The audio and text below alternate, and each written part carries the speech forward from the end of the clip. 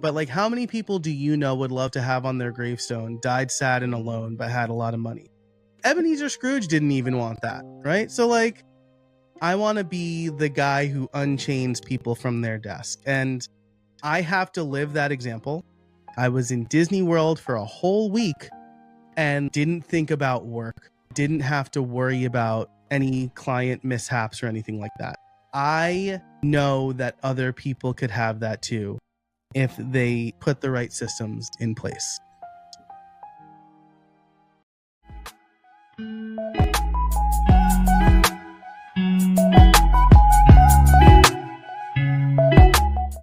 Welcome to another episode of The Rooted Founder. Today we are talking with a solopreneur parent who learned the hard way that your business should support your family, not compete with it.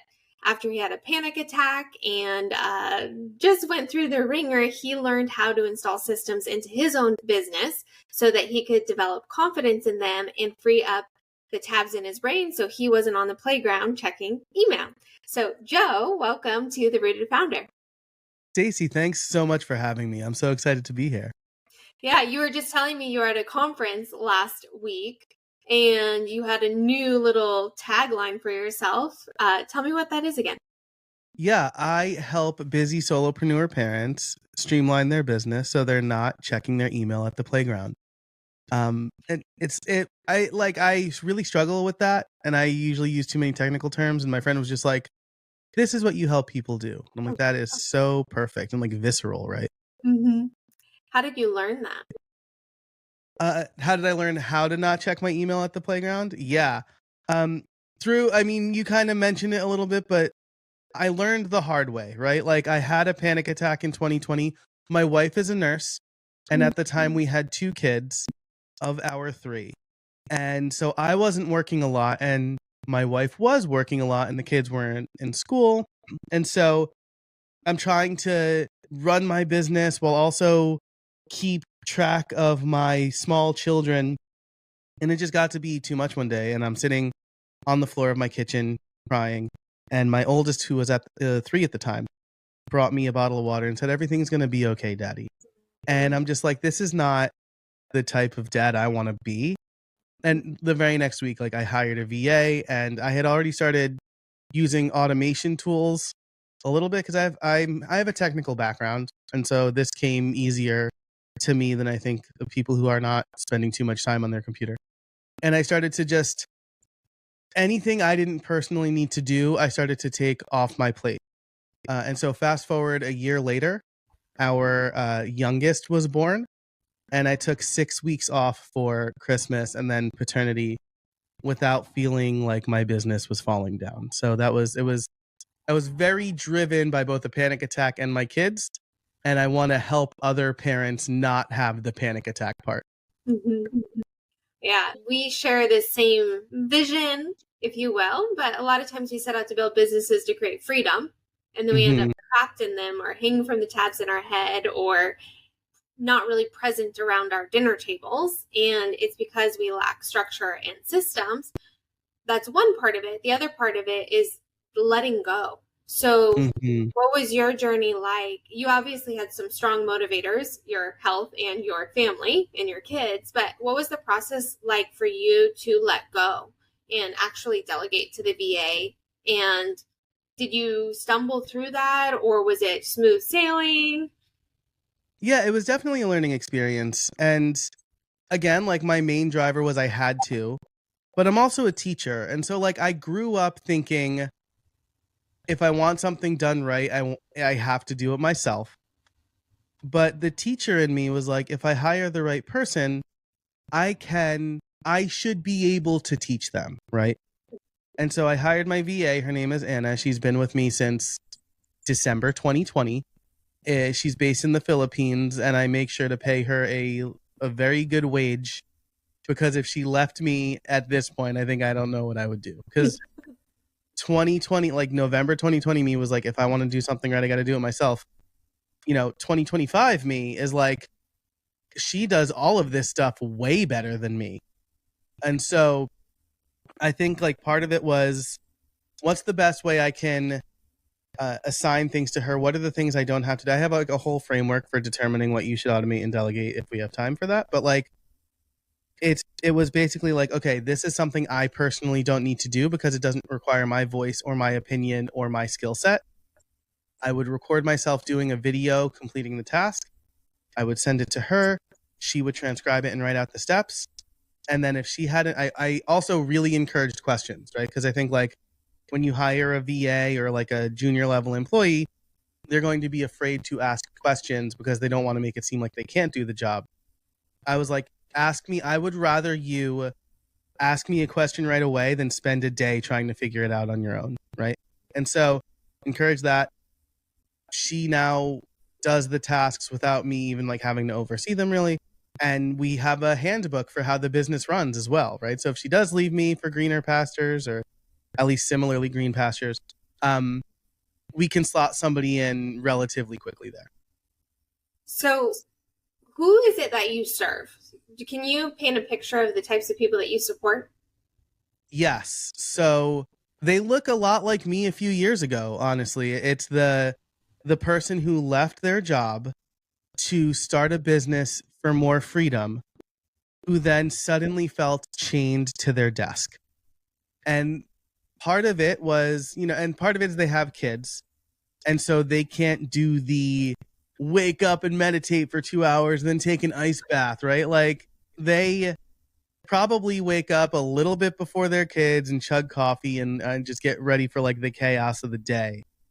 And so I serve those busy solopreneur parents who are looking for freedom. Like they didn't quit their corporate job or their 9 to 5 to just be beholden to somebody else. They quit it so that they could go to their kids' field day or their kids' recital in the morning or just go to the zoo with them on a random Wednesday, right? I want to help as many people do that as possible because I do that now and it's easy to think, did I make the right decision? Did I sacrifice a steady salary and benefits for uncertainty, but more of the same? I have not felt that in a very long time. And I want more solopreneur parents to feel that way.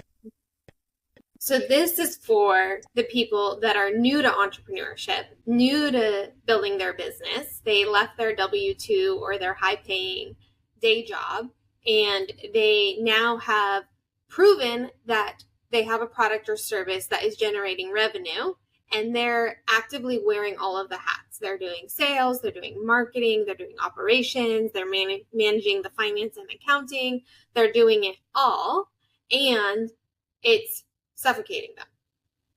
Yeah, that's exactly right. And it could be like new to the business or like newly growing in business. It could also be new parent, right? Because when I started my business, when I started my first business, I was not a parent and I could work late into the evening and like I could say no to going to the bar with friends this one time that turned into 5 times. You can't do that when you you can't just be like, I'll handle it later when your baby's crying because they're hungry, right? And so that is an incredible shift in priority and mindset that perhaps a lot of business owners aren't ready for, and I want to help them as well. Mm-hmm. And so can you walk through your framework of you're wearing all of the hats, you're juggling all of the plates, and now you have to, or you're being invited into shifting that and delegating some things. So how do you help people do that? Yeah, so it's like a 4-step process of mindset, planning, sorting, or prioritizing, and then implementing, right? Mm-hmm. I don't have like a catchy acronym for it, but I'll have a fun name for it. I'm like messing with the playground method, but I don't want it to be too clever. Yeah. So the first thing is like you need to get into the mindset that you don't need to personally do everything. We've survived this. I mean, humanity accelerated because we learned to rely on and communicate with other people. And that is not going to change anytime soon. And so it's looking at yourself in the mirror and saying, hey, I don't need to publish that blog post personally. I can write it and then somebody else could do it. Or I don't need to edit my podcast episode. I can record it and then somebody who's way better at it into it. So the mindset is, you ask yourself, do I personally need to do this? As in, does it require my voice, my point of view, or my skill set? Most of the time, the answer is no. Then it's planning. And so you go through everything you do in a day, right? And I recommend that you just grab a pen and paper and write it all down, right? What do I do when I'm publishing a podcast episode? What do I do when I'm doing cold outreach? And write that stuff down. And then for the stuff you personally need to do, write a check mark. And for the stuff you don't, write an X next to it. Once you get all of that stuff written down, the things you personally have to do and the things you don't personally have to do, it's about sorting it into buckets of, does a person need to do this, or can a robot need to do that? Can a robot do this? In this case, robots, I have to change this part of the pitch, right? Because it just used to be like Zapier or Make, and now it's like, can an AI agent do it? But it's really like, with that, can it be automated? Are the inputs clear? Are the outputs clear? If I send a PDF document to this and I want a spreadsheet, or does it require some sort of critical thinking, right? If it requires some sort of critical thinking, a person has to do it. And so then you have the things that you delegate to people and the things that you can automate. Then comes the implementation part. Prioritize the things that are either quick wins or big headaches, right? The things that you can get off your plate quickly, maybe you can just automate them within one app, like doing something in Notion, or Todoist. Like, my To-Do app is implementing a feature soon that will replace like a full automation I have, which is very exciting. So you do those things. And in the meantime, you also look for that virtual assistant based on the things that you're delegating and the skill level that they would require. I love it. That's such a great framework. Very similar to EOS's model of delegate and elevate, or at Organize to Scale, we have delegate and transcend. Nice. What is your process once you've gotten these things off of your plate, and it's now time for you to lead, manage, and hold accountable and have the visibility? How do you stay in sync with your VA? Yeah, this is great. Because again, my VA is in the Philippines. So I think she has shifted her hours a little bit, or either that, or like, I don't know how many hours the Philippines is ahead of us, but I'm pretty sure she's just shifted, because she's like usually around in the morning for me. I'm on the East Coast. It's like unexpected, but anyway. So we primarily communicate through a Notion database that I built. This is free. I can make it available to your listeners if you want. It's just like a way for me to delegate tasks. And what I'll do is record a Loom video of me doing the task. I put it in here, and then I'll add my own notes and she'll make comments. And so what this does is, the whole handbook is in Notion, and then we're essentially communicating through comments. I've tried to get her onto Slack, but like, I don't use Slack that much, and then she doesn't use it at all. And so this is going to be very situational, right? If you're always on WhatsApp, then maybe your VA will do better on WhatsApp. If your VA is more of a face-to-face person, then maybe you have a quick stand-up meeting at the beginning of the week or something like that. The other thing that I try to do is check in with her every 6 months to be like, hey, how's it going? Are you bored? Are there things that you want to try? Have you independently acquired new skills that you think would be useful here? Because again, I don't want her to be bored. I don't want her to leave me. And so I want to challenge her in ways that she wants to be challenged. And that also helps me understand, hey, she's been with me for 5 years. The things I hired her to do 5 years ago, or the things that I thought are the only things she could do 5 years ago, are probably not the things that she can also do today. Yes. So you're encouraging her to upskill as well as your business is evolving and growing. Yeah, absolutely. And this is probably someplace where I can be a little bit better. I'm still kind of trying to shake the delegation rust. But I think the other thing I would say here is that, especially depending on who you're working with, your process that you're delegating doesn't have to be perfect, especially if you're hiring someone upstream, right? Someone at a higher skill set or someone, in your general area that you're maybe paying a little bit more. Not to say that my VA is unskilled, but I hired for a specific skill set, right? So other people might be able to improve your process, right? And so you just tell them the outcome, right? And the inputs and then the outcome, and maybe they could figure out that messy middle. Mm-hmm. I've had a similar experience of the different team members that I've had over the years, and we have a framework called Architect, Build, Operate, and Right. where you create the vision of what it is that you want to accomplish, like a blueprint, and then you have to build the infrastructure to get it set up, and then you have to plug people in to operate it. And to your point, there's different skill sets for different things. People who can create a blueprint are different than people who can build the infrastructure, and are different than people who will plug in and do routine or monotonous work.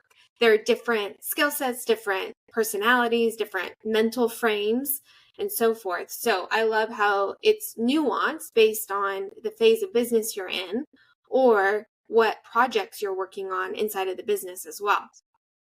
Yeah, I think this is really important. And I've been like really hammering this home lately. Like, imitation does not lead to success. So there's a, I won't name names, but there's a very popular business person who has been encouraging entrepreneurs to skip recitals and miss friends' weddings, all in the pursuit of growing the business. And that's fine if you want to do that. But if you're married with children, that doesn't guarantee that you'll be rich. It does guarantee that you'll be divorced. So like, you need to really think about what works best for you. And I'll share one more thing because this is from the conference last week.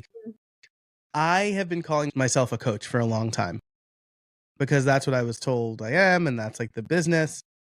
And I heard a framing at this conference that was like, coaches help guide people, consultants implement.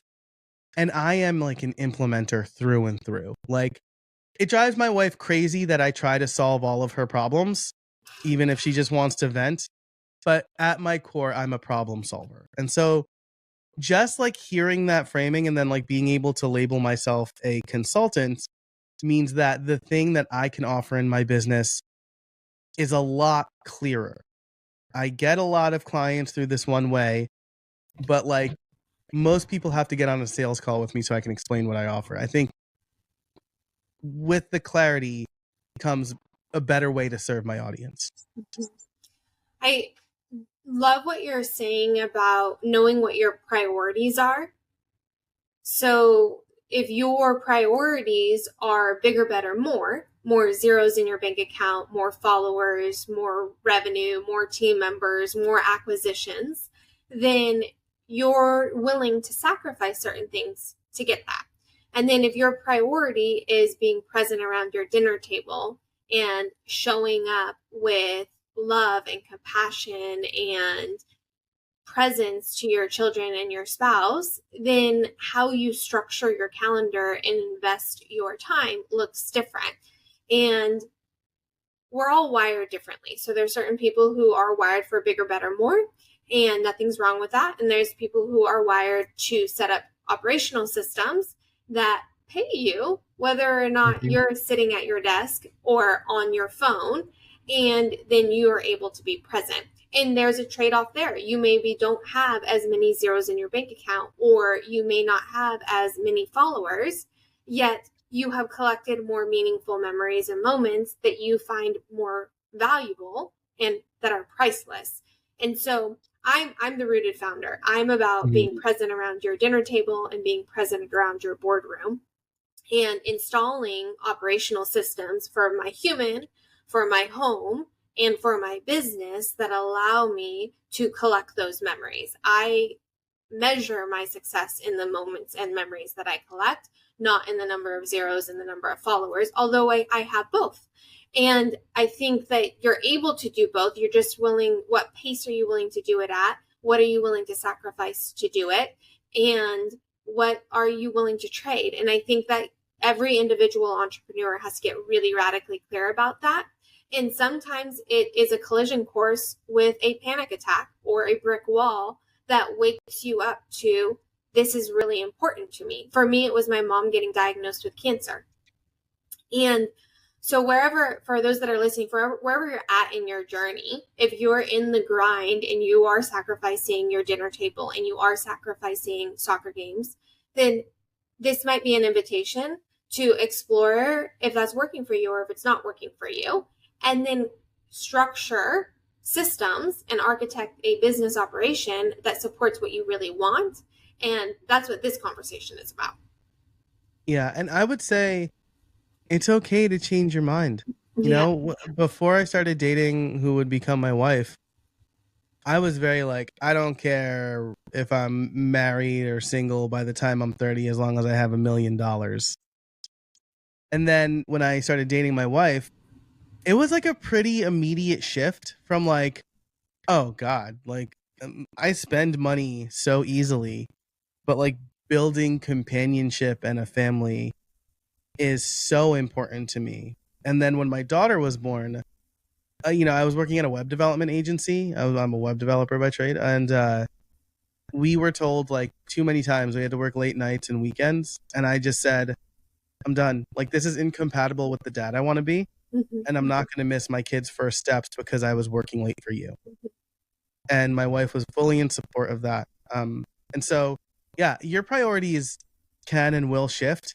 It's important to like think through them every once in a while, especially if things feel like they're not working anymore. Mm-hmm. How do you measure if it's working or if it's not working for you?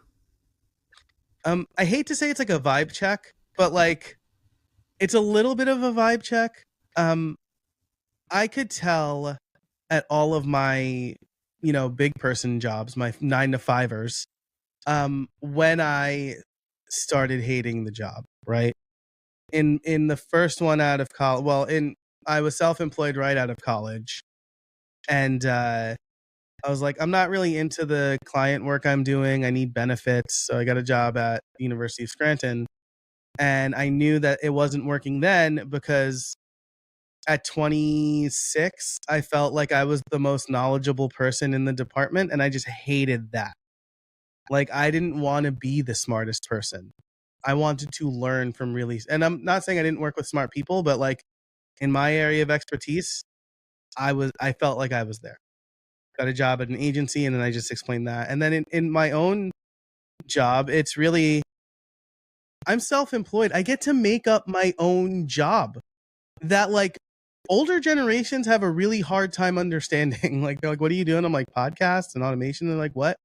And so if I ever wake up and I'm like, I don't want to do this, there's something wrong. Either the thing that's driving me in my business has changed and I haven't figured it out, or the type of work I'm doing is not inspiring me. And something that Nathan Barry said, he's the founder of Kit.com, formerly ConvertKit. He said something at an event I was at last week, like a side event, I guess. And he said, like, if you don't have the spark, the inspiration, it's really hard to fake it. And so, I again, like, helping solopreneur parents light me up. And if I ever start to feel like there's a disconnect there, then I start to think, am I serving the right people? Do I like who I'm serving? Do I still feel chained to my desk? Do I miss working with other people because I'm an extrovert? And like, maybe I do need to find a 9 to 5 that works for my lifestyle. But those are the questions you should start to ask yourself when you're like, I'm feeling unhappy in my work, I think.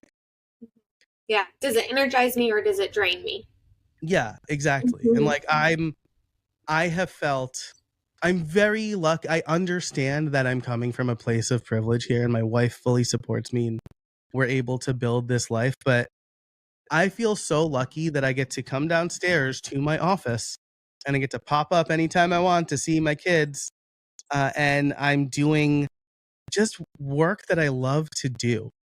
It's really, and I don't think I'm special. I think that anybody can do that for themselves if they have the right motivations.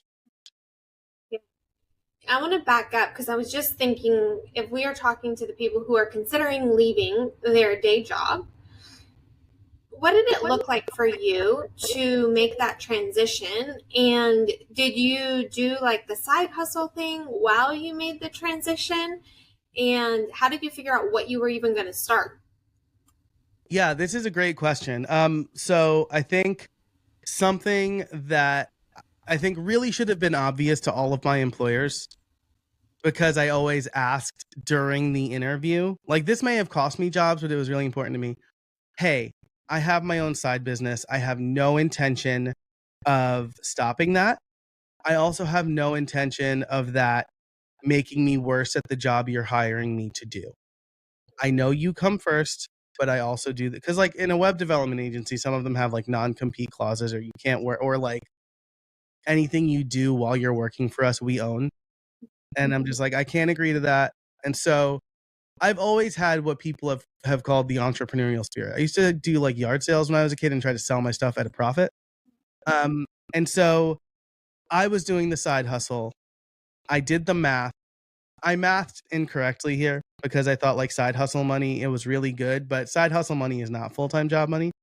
And so what I would encourage you to do is figure out, if I eliminate, do a side hustle, see what you like, right? The stakes are really low for that these days. Um, Figure out how much money you're making without the job, how much money you need to make, put that in saving. Like, we had like 6 months runway when I left my job. And now I would say my wife was working, but she was just entering unpaid maternity leave. So when I left at like the worst time, and maybe that was like a sink or swim moment, but I would say, like, if you're going to leave your job and you have the option of having some income, do that still. Um, and so I was doing the side hustle. I figured out pretty quickly that side hustle money was not full-time money.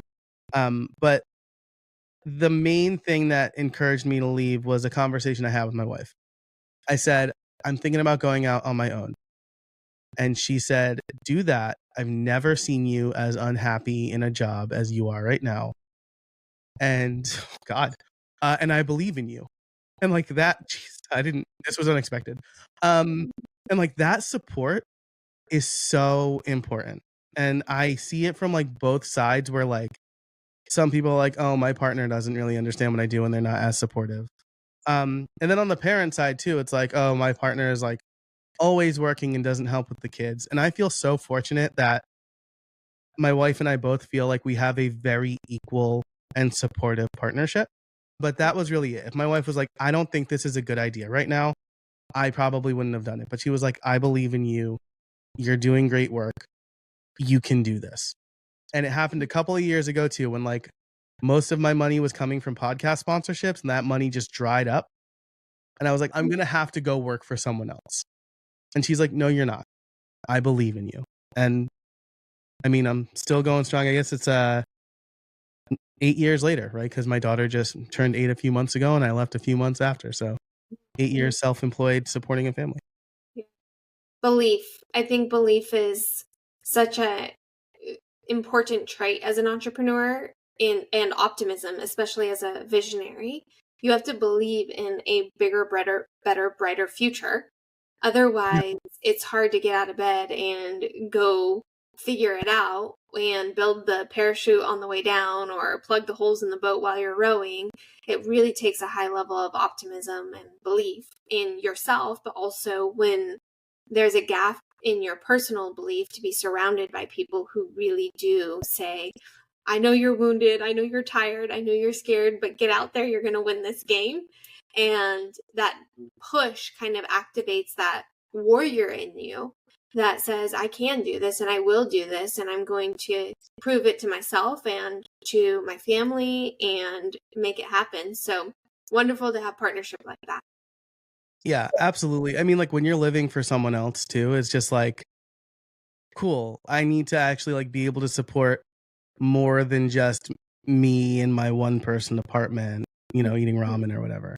And like I'll say, like, that support came from my dad too. My dad's a boomer, did not understand the fact that I wanted to be self-employed, like, at all. But still like gave me an initial investment in my business.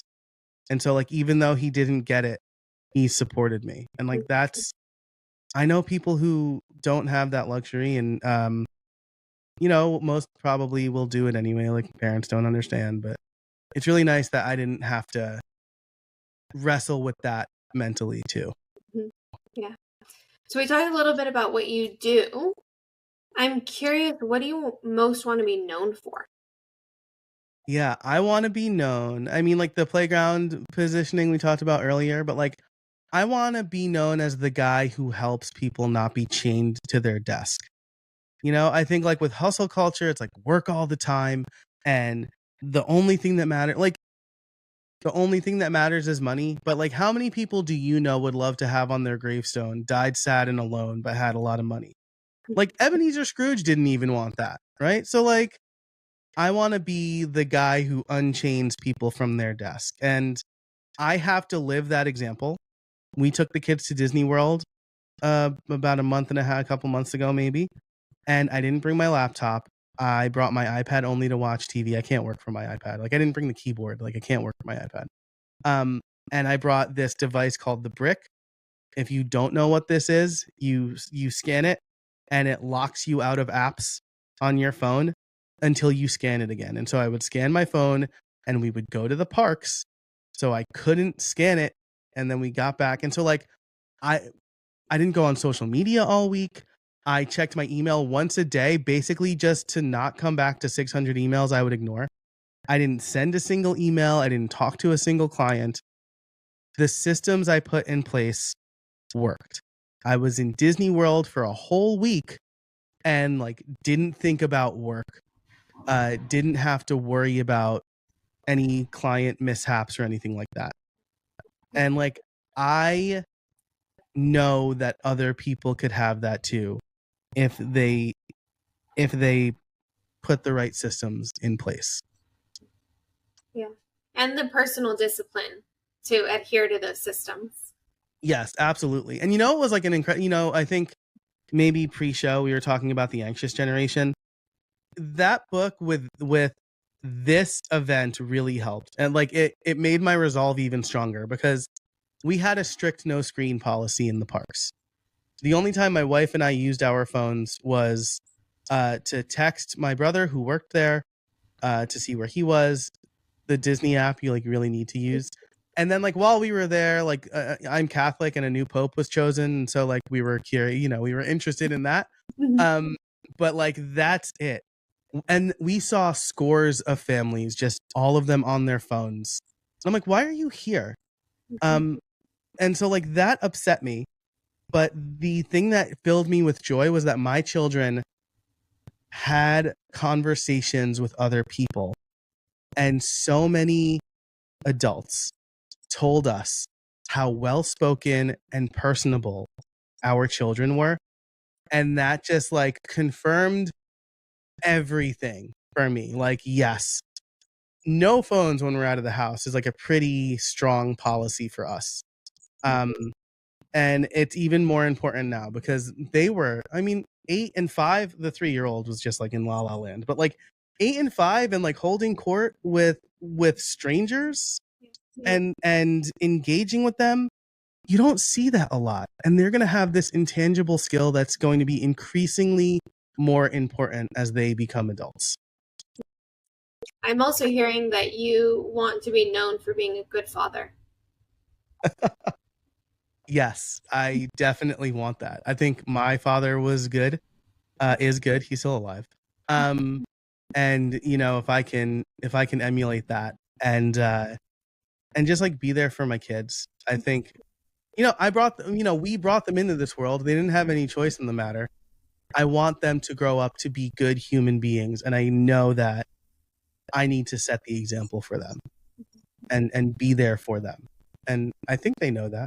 I hope they know that. As we wrap up, what is your definition of success? My definition of success is, can I knock off for an afternoon to spend time with my family without feeling the pull of checking my email? And I realized this definition and the actual success last summer when my family was going on a group outing to the zoo. And then it was raining, so everybody else in the group bailed, and it became only my wife and kids. And even though I felt like I had a busy day ahead, I said, I'm going to the zoo with you guys. And we spent the day at the zoo. And you know what? My business was still there on Monday. So that is like why I work so hard when I'm at my desk. So that when I'm away from my desk, I can have a good time with the kids. What projects are you working on that you're excited about? I mean, I feel really energized from this conference. And so like I'm working on redoing my website and my welcome sequence. I love teaching. And so like revamping my YouTube videos. And then as far as like client projects go, I am building for some parents, I'm building some pretty slick automations using Zapier. And like other stuff, thinking a lot about AI. I'm AI hesitant, but it would be foolish of me to ignore it completely at this point. And so I guess my big philosophical project that I'm really excited about is how can we use AI and still keep the humanity? I think that's and I think a lot of other creators especially are also thinking about that now. So I'm very happy to see that. Where can people find you if they want to learn more? So I will, assuming that this doesn't go out right now as we record, I'm going to set up a page called casabona.org/rooted, ROOTED, and it'll have the VA resource I mentioned, as well as a way to join my mailing list and where to find me. Right now, it's like LinkedIn. I actively dislike social media, but LinkedIn is fine. So you can find me over on LinkedIn as well. Okay, amazing. And we'll put all of that in the show notes. Any final words from you to the audience? Yeah, I think a lot of us who are solopreneurs who feel like I can't take a day off, or something else I hear a lot is, oh, I don't have hobbies. My work is my hobby. I would challenge you to reconsider that position, because some of my best ideas have come from doing my hobby or taking a break. Your brain gets fatigued just like a runner gets fatigued if they've run too long. And just that small break will help you do your job better, more efficiently than if you had just worked straight. So, go touch grass or find a hobby. I love baseball. I also play the drums. So something like that where you can just take a mental break and come back refreshed. I love that. Very wise words. Well, it was wonderful having you on, Joe. I loved hearing your story and all that you're up to. And to everyone listening, we'll put his info in the show notes. And remember to build a business you own that doesn't own you. And we will be back next week. Until then, cheers.